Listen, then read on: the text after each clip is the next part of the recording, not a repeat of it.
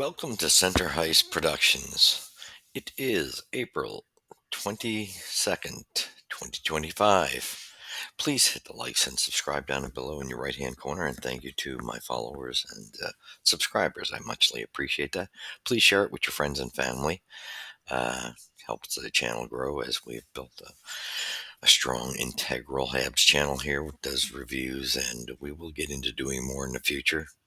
We're always in the process of trying to upgrade this software, and I want to wish everybody a belated happy Easter. Hope you and your families enjoyed. And yes, so we are going to get into it. Also, don't forget, please, if you have projects or things to do around the home, that building projects, renovations, please contact Aura um, Contracting. They do quite good work, and also they are fairly pretty reasonably priced in the market. So, owner's name is Glenn Thomas. You'll see it in the ad on the cover page. And if you have anything, please, you'd help yourself. You can see his work online and go to Aura's homepage, and you can see some of the work that's been done. And don't forget, if you go there and you need something done, give him the user code Andrew. All right, thank you. Now let's get back to game one of the playoffs. Montreal was in Washington, and this was quite a game. Washington came out hitting. We knew they were going to. It definitely showed the effect. They were really pounding Montreal's defense, quite physical. Going to be an interesting series, but I think in this game we played well. We fought back, however. Couple little blunders, and yeah, unfortunately, Lane Hudson ended up on the wrong end of the mistakes, costing us a couple times there, not covering his man. And he admitted, I mean, that's going to come with hiccups. Understand that he still played a great game. All right, first period. Washington comes up with a 1-0 lead. Then they add to it in the second period, 2-0. Things didn't look promising in the first two periods. Washington was really taking it to the Habs. Um, we we we first period I didn't like our game at all, but second period we started to show some life. We at least were fighting back. Third period we definitely came out fighting, and then we finally played a good solid period and came back with two goals of our own, which drove it into overtime, where Ovi got the winner. That was his second goal, with a 3-2 victory over the Habs. This was a good game, actually. It was even though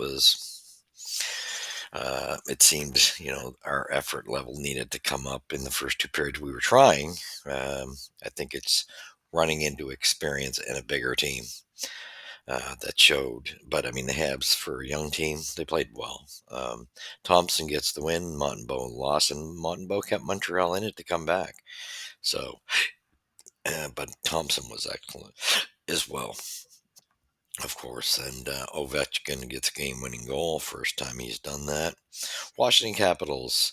Alex Ovechkin scored the first goal, the first playoff overtime goal of his NHL career, to give the Washington Capitals 3-2 victory over the Montreal Canadiens in game one of their first round playoff series on Monday night. Fresh off breaking Wayne Gretzky's record for the most goals in NHL history 15 days earlier, Ovechkin's second of the game, 3-2-6 in overtime. The Eastern Conference tops seeded Capitals to escape after blowing a goal lead in the third period. A goal is a goal, said Ovechkin, who went his first 44 playoff overtime games without scoring the winner. It doesn't matter in the playoffs, especially. It doesn't matter who scores it. I think it gives you confidence. First star, no doubt about it, Ovi. I thought there was players that played a pretty significant role in this game, even though he scored the goals. But he was solid, and he was hitting Habs, and they're going to have to contain him. This is where it's starting to show up, our size issues. So anyway, 2 goals and an assist for Ovi, plus two. Second star Thompson, Nate Thompson, with 33 saves, 2 goals against. Nick Suzuki was the third star, 1 goal, 1 assist or a 0 assist with a plus one. 1834 first period. OV scores assisted by Wilson and Strom on the power play. We cannot give them the power play. We don't seem to have an answer for the most part like we do with other teams.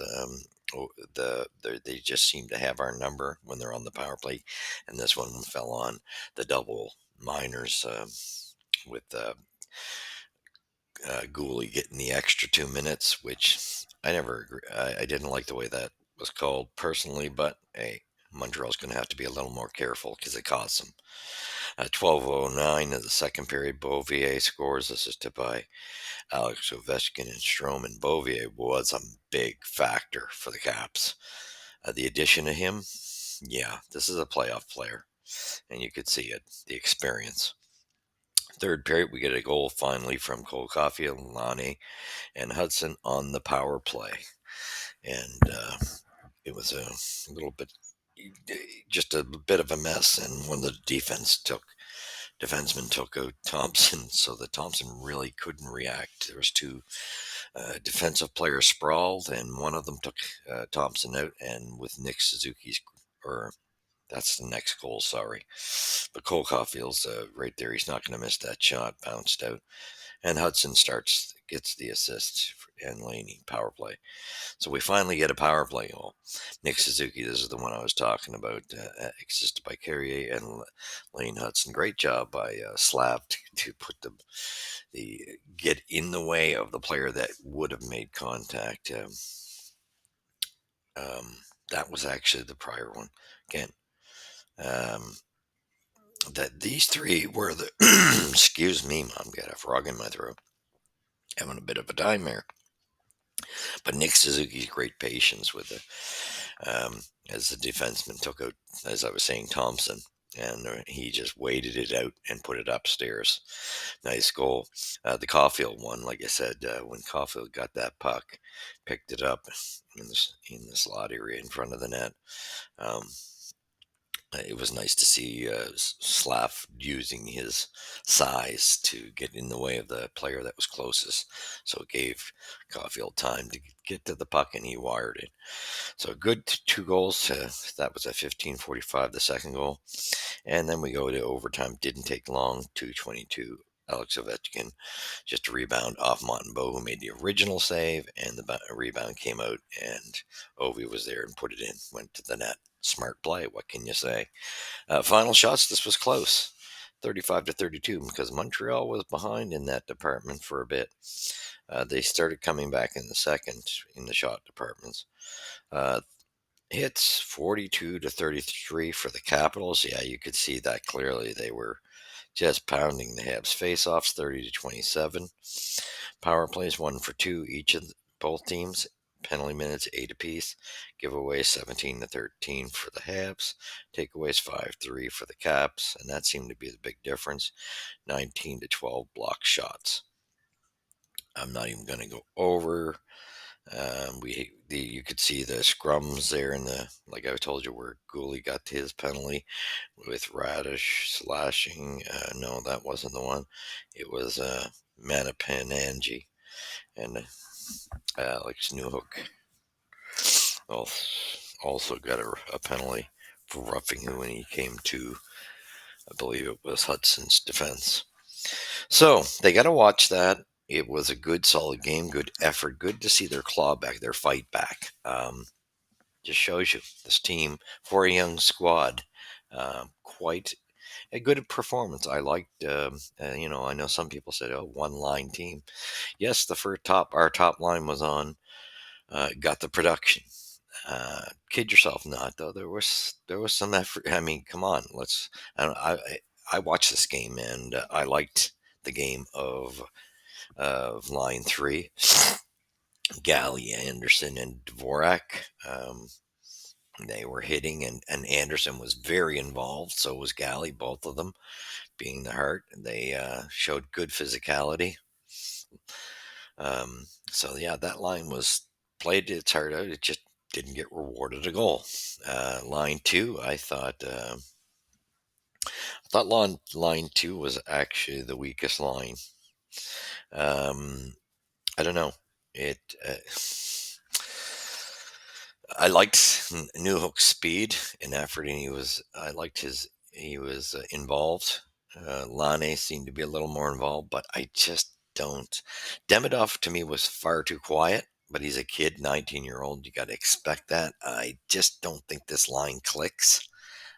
And honestly, I don't think the talent level's got to go up on that second line. We really need a second line center in the future because it's not going to work for Demidov with these two. They're not at his standard, and he was just unnoticeable in this game, unfortunately. But he's a kid, like I say, he's got to grow with it. Great that he's getting the experience, but it definitely shows that line just overall. Yeah, they played all right to the veterans, but not to what they should be doing. Lonnie was a little more defensively responsible. Newhook really was involved. He was probably the best player on that line. Uh, Line four was well executed. Evans and Heineman was hit. Those two were hitting left, right, and center. Armia had a good, solid game. These three played well. So, but like I say, line two seems to be the weakest line right now, really, with the chemistry. Um, Mind you, didn't mind. This is a big team. This is going to be interesting how the Habs respond. To me, I don't know what you're going to do, but you got to. It would be nice some way that I don't know how you do it because the defense. Uh, they're playing half decently. I mean, one thing with I love. I know Mike is the top point point getter or the top veteran on defense, and we know all heard that David Savard is leaving after the playoffs this year. So I wish him the best.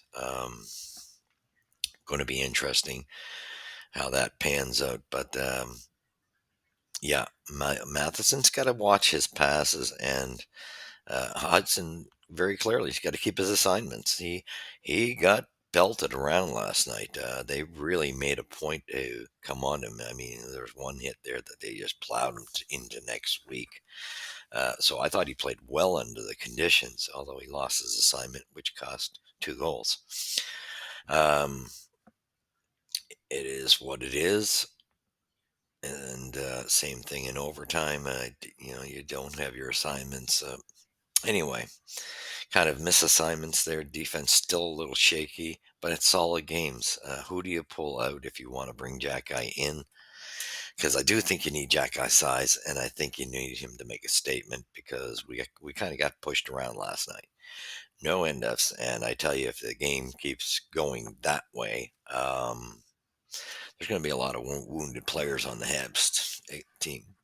They were hitting, and they showed why size makes a difference. Um, Slav's got to use his body more. I thought he played well, but could have played a lot better. I just think he's got to be way more physical. Yes, he was involved a little bit, but I just want he needs to do more. Um, Same thing. Uh, Line two, that line just does not have any physicality to it. It's just a joke, really. I do think Demidov is probably the only one of those three that's got a little bit of physicality to him, and he just didn't have the greatest. He just was unnoticeable. But that's like I say, not having the right mix. But anyway, a great performance by the Habs. This is going to be a good learning experience. I personally was just pleased that we got on into the playoffs. They overachieved and proved a lot of us wrong that didn't think they'd make the playoffs. And I can admit that I'm one of them who I didn't think they could do this, and they did it. So I'm proud of them. So even though they're probably going to go down to this team because it's the best team in the East, best team in the league, I believe. Um, Washington's got a lot of experience, and they're big. And I don't know if Montreal can match that, and especially the experience does show the lack of experience. But this is good. This is a good learning experience for the Habs. They can come back, fix that center area on line two, get somebody that Demidov can play with, and that'll be a good experience under his belt that he knows what he's in for now, as he sees what NHL playoffs are about. So the Habs got to come up with something. And I don't know how you're going to do it because I don't see a clear defenseman that you take out unless you're going to take a forward out. And that would be dangerous. I just don't know how you would go about taking a forward out. Um, I just don't see it. It's just too hard to do. It's tricky. So how you get Jacky in there, because you're going to need him for his size and for him to send a message, because we got to stop let them know that they just can't come in and push our guys around. But a good solid game. I mean, it wasn't perfect. They definitely out muscled us, outplayed us, out forechecked us, took the neutral ice away from us, and we've got to be on that earlier. That I thought was the difference in the game, in my opinion. Um, got to learn. Can't give up penalties to this team. They're too good on the power play, and you can't miss your assignments. That's a given. Got to get better, a little cleaner in our own end, and get better in the neutral zone, and get a better. Just you need a better forecheck going as well. Got to turn the tables a bit. So thank you for watching. You've seen it here. It's Go Habs Go. Great performance. Don't have to hold their heads down. They played very respectable. So I'm very proud of the boys. It was a good effort. That even though it didn't look great early going, they at least fought back and kicked, scratched and clawed. So I'm proud of that fight back. Good job. Love Nick Suzuki's game. Thought he was our best player, in my opinion, by far. I just thought he was the best player out there. I liked Heineman's hitting. He was tenacious and just persistent. Evans put in a good performance as well. And of course, what can you say? I liked Andy's game. Great game from him, and I liked Galley's game. So with that being said, yeah, we will catch you in game two. We'll come back with a review. Again, don't get too hard on the Habs. They played quite well and respectable. So let's see what game two brings, and hopefully we got an answer for them. But I don't know about that. But thank you, and we'll catch you in the next one. You've seen it here at Center Heist Productions, where the puck drops first. Catch you in the next episode.